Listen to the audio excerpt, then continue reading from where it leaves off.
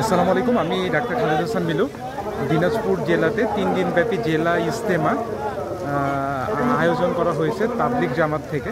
তো আমার কাছে মনে হয় আসলে আপনার হচ্ছে যেখানে নামাজ পড়ব ওই জায়গায় মানে সন্তুষ্টির নামাজ মানেই তো সন্তুষ্টি। হ্যাঁ, নামাজের জায়গায় অবশ্যই সন্তুষ্টি, তবে যেখানে যত বেশি মানুষ হয় সেখানে নামাজ পড়তে তত বেশি ভালো লাগে বলে আমার নিজের কাছে আর কি বিশ্বাস হয়।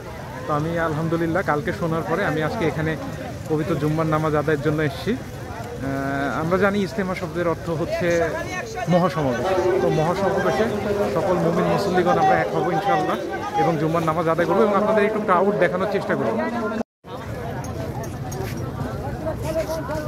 দিনাজপুরে গৌড়ের শহীদ যে বড় মাঠ আছে, বড় মাঠের টোটাল এরিয়া জুড়ে আর কি এটা হচ্ছে মাঠ, এবং এই মাঠে পৃথিবীর বিভিন্ন দেশের আলাদা আলাদা জামাত রয়েছে এবং আপনারা দেখতে পাচ্ছেন ওই পোর্শনে বধির লেখা। হ্যাঁ, এটা আসলে বধির যারা শুনতে পান না তাদের জন্য আলাদা জামাত এবং আলাদা খুতবার ব্যবস্থা করা হয়েছে।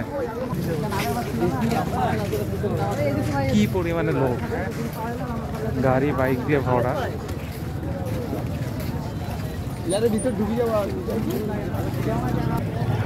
মানে এত ব্যাপকতা আর কি, যে এই মাঠ এত বড়, এর এক পোর্শন থেকে আরেক পোর্শন দেখানো যাচ্ছে না। দেখানো গেলে একটু ভালো হতো মনে হয়। এই যে অসংখ্য মানুষ বসে আছে, প্রচুর।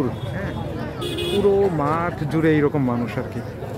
এখানে প্রায় কয়েক লক্ষাধিক সম্ভবত মানুষের সমাবেশ আজকে এবং প্রচুর মানুষ এসেই যাচ্ছে। আলহামদুলিল্লাহ, আল্লাহর অশেষ নিয়ামত যে আমিও এখানে অংশগ্রহণ করতে পারছি। আল্লাহ কবুল করুক।